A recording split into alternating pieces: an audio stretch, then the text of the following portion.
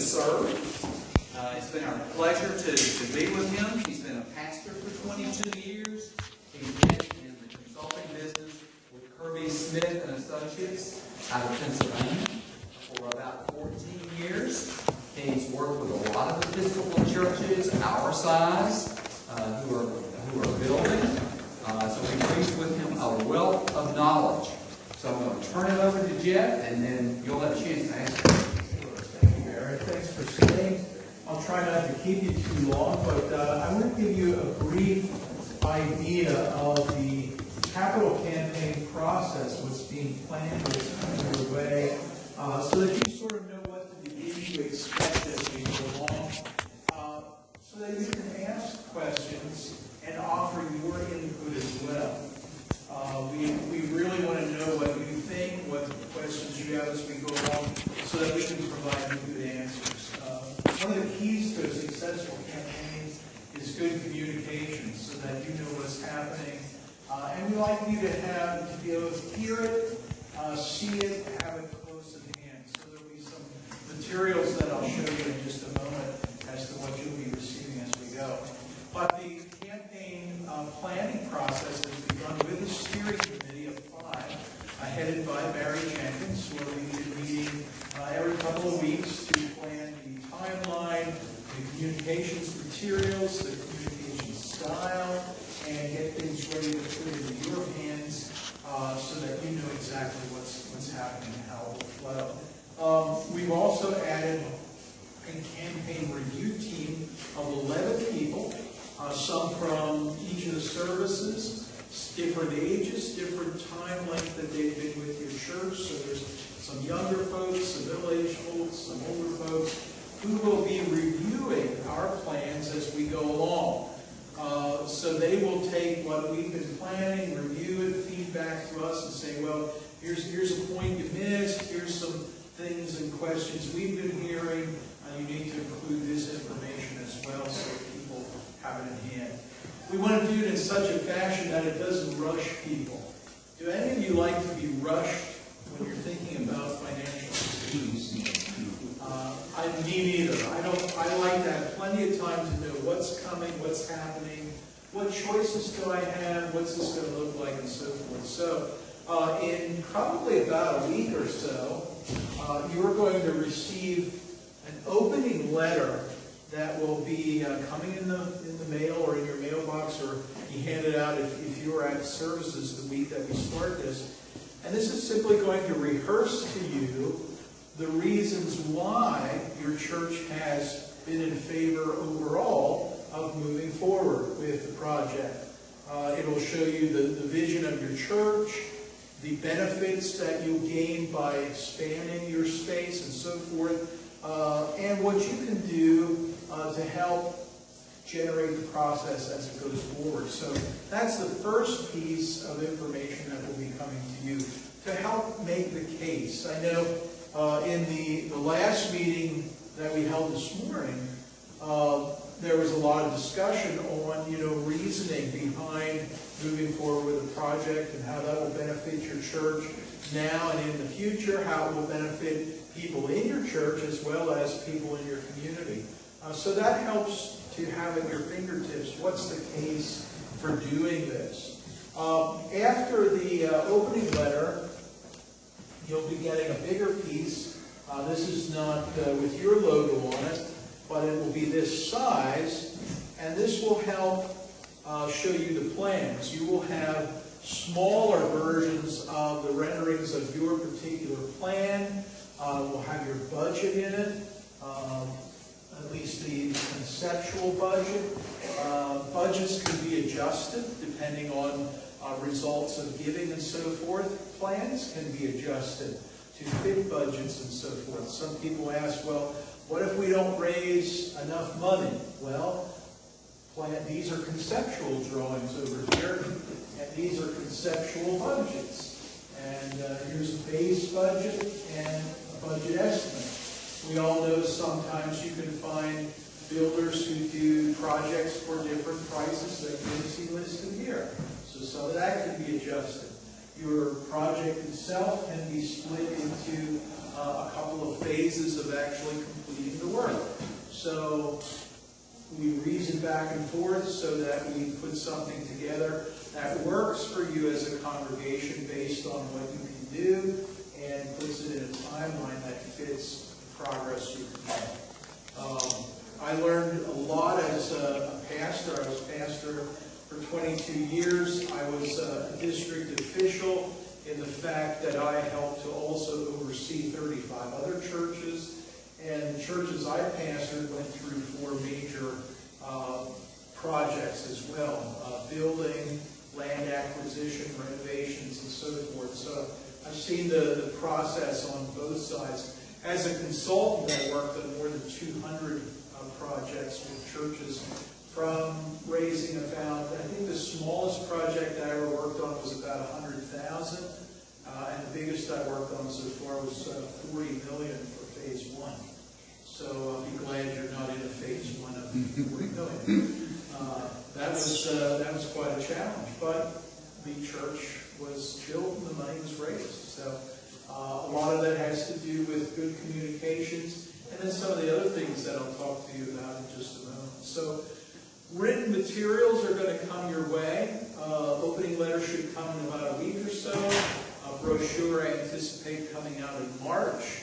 And then in the month of April is where we kind of ramp up our communications and more things start happening after Easter time.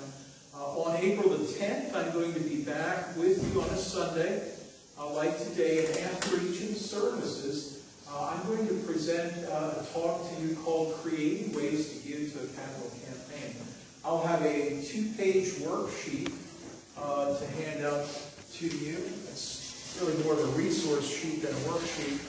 But I'll go over this to present to you different ways of contributing.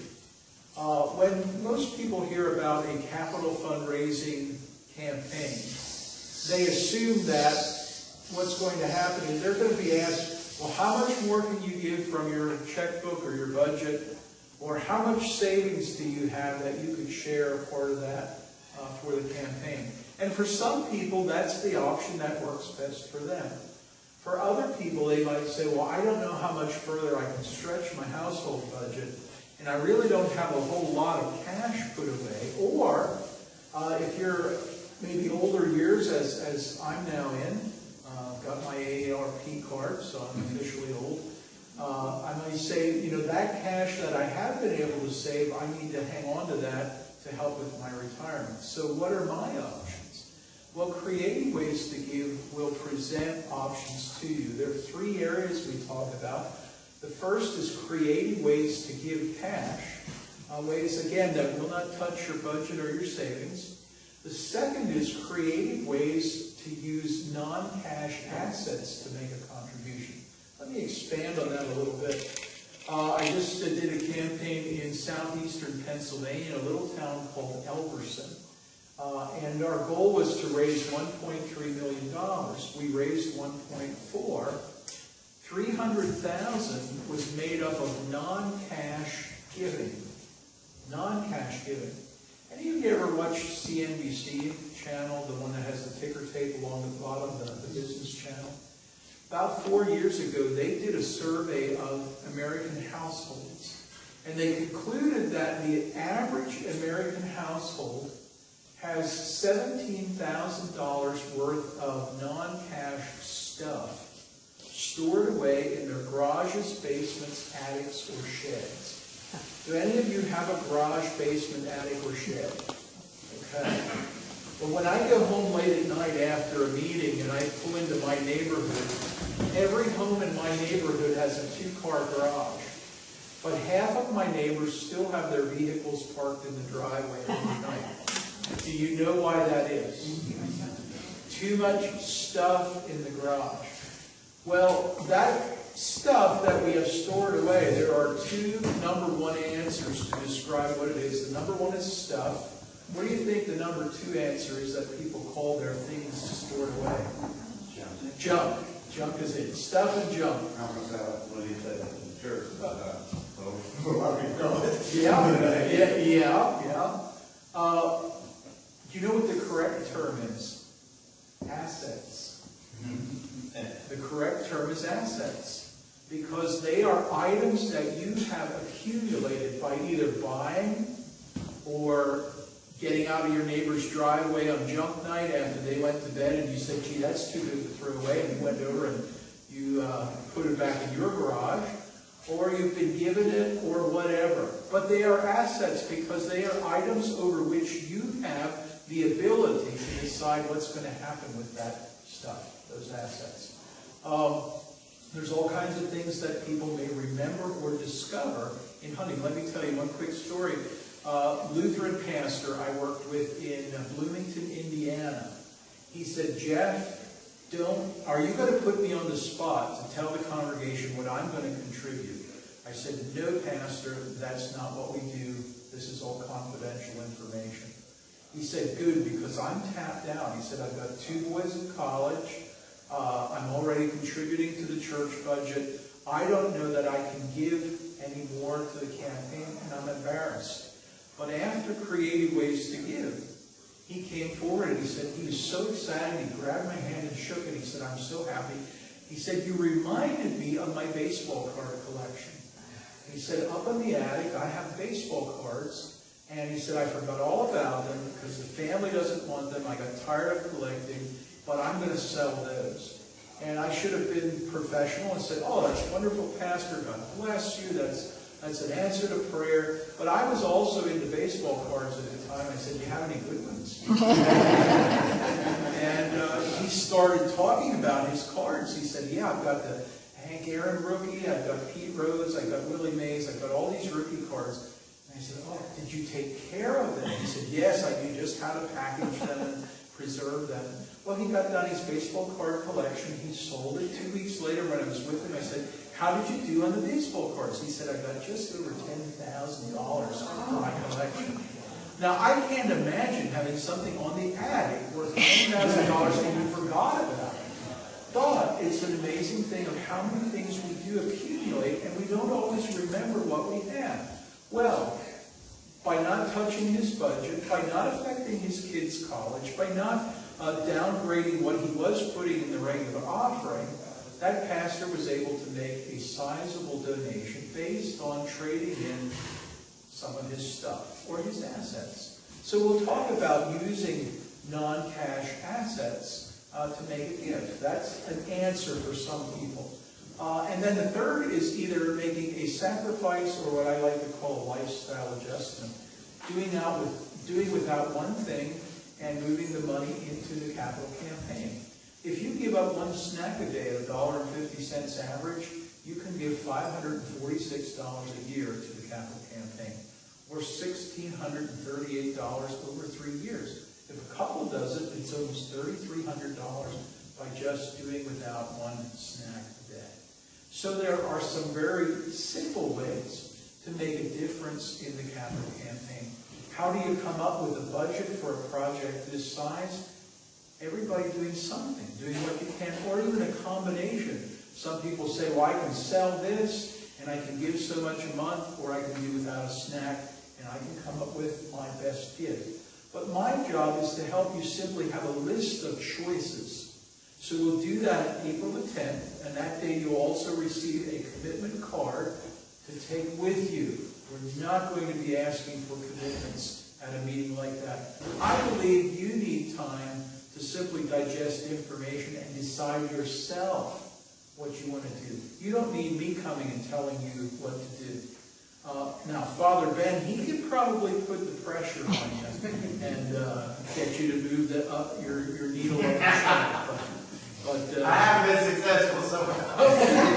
All right, we'll take that option off and we'll stick with creative ways to give. But people make better decisions when they do it themselves based on good information, good communication, and choices. So we will give you choices. Now, after April the 10th, I'll be coming back the end of that week, Thursday, Friday, and Saturday, and will avail myself for you to make a private appointment to come and talk to me about questions you have concerning giving, choices. Maybe you say, hey, I was thinking of doing this. Jeff, how would you do that?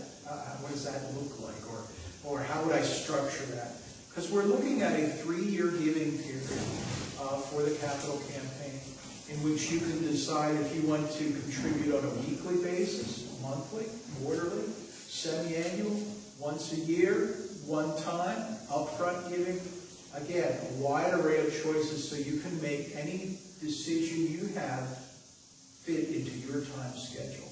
But I'll be available, again, for private conversations if you want to talk about some of those choices, and you'll be able to schedule a time to do that. Then on the 24th of April, 2 weeks after we talk about creative giving, a week after you can make an appointment if you would like, that's when we'll have Commitment Sunday. That's the Sunday we'll ask people to bring in their commitments in a sealed envelope, turn it in, because again, it's confidential information. Only the people who are in charge of the finances are going to see your decision. It's not a competition. We ask people to make your best gift. And your best gift is going to be different than somebody else's, because your circumstances are different. So it's not, okay, this person could give this much, they're the best member of the church, this person only gave this much. God measures those things out, so we'll let him take care of that. But that's how the timeline will flow. Prior to asking you for your commitments, we're going to ask the vestry, the campaign team, and the review team to meet on the 9th of April. All of those who can. We'll ask them to consider making their commitments just a little bit ahead of the rest of the congregation. Because we want to let you know that leaders are on board, and we'd like to have a cumulative total from that group to start the momentum, and that'll be announced to the congregation. After Commitment Sunday, for the families maybe who weren't here or didn't get involved, we will contact them as well and show them ways that we'd like them to join with all of the others, so that every family will at least be asked. There's always those who are faithful, they're at church, they're contributing, and so forth, and they don't mind doing that. They love their church. But sometimes I've found as a consultant, that group gets a little put off saying, well, what about the ones who aren't getting on board? Do they ever help? Do they get asked? And I said, yes, they will be asked. That doesn't mean everyone will cooperate, but they will have an opportunity. And I always found that in my churches, if people knew that everyone was at least contacted and asked, they felt, it was fair. And we want to also make sure a project like this is fair. So we will have communications written. We will have some verbal communications in the month of April in services, and some more information, especially answers to your questions. If you have questions that you think of along the way, or suggestions, you can send those to Barry. If Barry needs my input on getting an answer back to you, he'll bring me into the realm. But we will make sure that you get answers to your questions, whether it's a question about giving, and you can also forward questions about the project, although, let me tell you how that works. You have a conceptual project in front of you. How we proceed with that will be somewhat based on the results of the financial results of the campaign, and then looking again to readjust a project to fit a timeline and a budget that works for your church. So we won't know all of the building questions until we see some results from the financial, and then you work back and forth until you come up with the project, the budget, and the timeline that works for your church. We don't just say, okay, well, we didn't hit that, so we got to just keep squeezing and squeezing till we get it all. There are a lot of things that can be adjusted along the way. So everybody knows exactly what's happening along the way. That's why we sort of started today a little early in the process, just to let you know what's going to be happening, what's coming, who you can be in touch with, who you can talk to or ask. If you have any questions regarding finances, the project itself, and so forth, because we want to keep you in the know. This is not a committee's project. This is not Father Ben's project. This is St. Francis Church Congregation project. So you're all part of it. Whether you are all excited about it, whether you're a little nervous about it, that's where good communications can help. So that we can put that in. We'll put a video of the presentation today on your website. We have all of my notes, which will be published somewhere, and then you'll get campaign literature. So again, even those who can't be at a meeting like this will have the information available. That way, if you ever get into a meeting out in the parking lot, which I'm told you don't do that here, but if that ever happens, you'll all have some testimonials you can refer back to and say, no, wait a minute, let me get the brochure. Let me get Jeff's notes. Here's what it actually said. Oh, okay. Now you're in agreement. You don't have to argue. And if you get in a parking lot meeting on a rainy day, you can save a lot of time and stay drier by having the information at hand. So that's the purpose of sharing with you today. Do you have any questions at this juncture or any comments you can think of? One of the things I'm wondering is about bequests. Yes, Those might not fit into a 3-year or 6-year timeline. Correct. Well, if someone makes a bequest, we try to get them to cooperate to the ultimate and let us know when we can realize their So if they're a good member, they'll die on time. But what bequest does, though, it helps you know that there's money coming. So that, let's say, for example, just hypothetically, let's say that you move forward with your project. It took 2 3-year giving periods to complete it financially, and then there was a small mortgage left over. You would know, is it financially sound to borrow anything for a mortgage, or do we know that at least there's going to be some money coming in periodically to help service that? That would give you at least that knowledge to factor in if you needed to. I know some churches, some large congregations I work with, I have one right now who I think 70% of their people are over age 70. Wow. And they've had actually, I think, 3 or 4 die already since we did the feasibility study. So they're, very elderly. In fact, I did 2 days of interviews at the nursing home.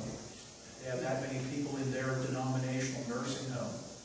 And there we got word of a number of bequests. So they are basing part of their budget on the fact that we could take a small mortgage because we know we're getting this number of bequests, and it will probably be within a 10-year period, maybe even shorter, but they're basing it on that.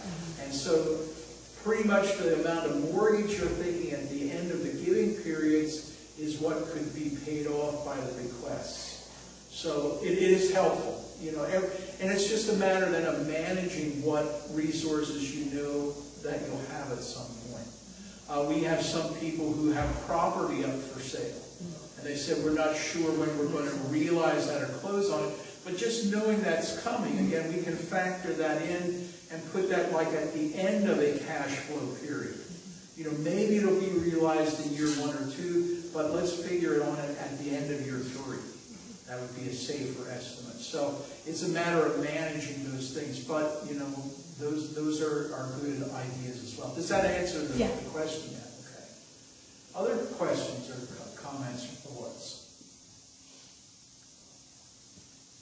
When we talk about non-cash giving and we talk about antiques that people have, it does not include spouses. just in case you start thinking that way. And to think I had a contribution for you.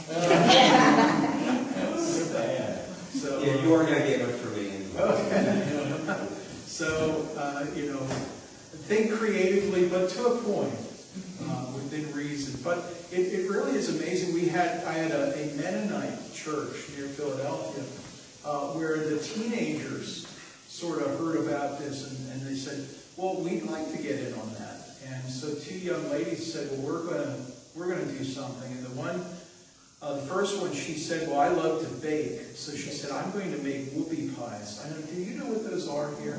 They're 2 chocolate cookies with like a vanilla cream in between. Okay. And she said, I'm going to bake those and send them with my grandma. She works in a factory, and have her sell them for me. And she said, Grandma, don't put a price on them. Just tell them I'm doing this to help pay for our new church. And she raised $800 in a month selling whoopie pies. I mean, they had to be good whoopie pies. Her friend said, well, I'm not into baking at all. But she said, I love to work in the dirt. So she said, I'm going to plant flowers. And she planted flowers that people could buy and plant around their home, and fresh flowers that she could sell at a little table in front of her house. She raised $600 in the first month. So 2 teenagers just said, I want to help. And in 1 month, they raised $1,400 between them. Well, that's creative thinking, but it's also initiative. It's something they could do. They said, we don't have cash or we don't have assets or resources, but it's something we could do. And so they shared their story then with the church. The pastor asked them to stand up and share, and they were all excited. And so the other teens, you could see their heads going, peer pressure. And so they decided they're going to do things too. And it's amazing, sometimes even adults start thinking, well, gee, if the kids can do something, maybe we can. And it becomes contagious. So part of the communication process, even as you get your campaign going, is just sharing the ideas and the stories that other people come up with. It becomes inspiring for somebody who says, well, I don't think I can even be much of a part of this. All of a sudden you think, wow, I didn't think of that. I could do that. And now you can be a part. St. Francis has touched a lot of people in this community.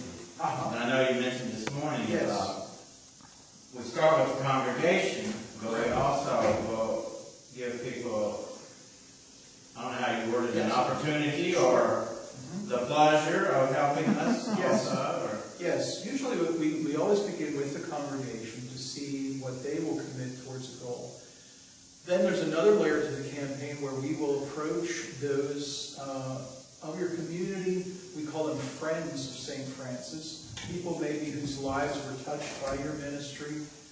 People who maybe were a vital part of this church, but their job transferred them somewhere else. Retirement took them someplace else. But this was really an integral part of their spiritual life for a while. We will ask them for a contribution towards the project. And then vendors, people with whom you've done business or you have community connections.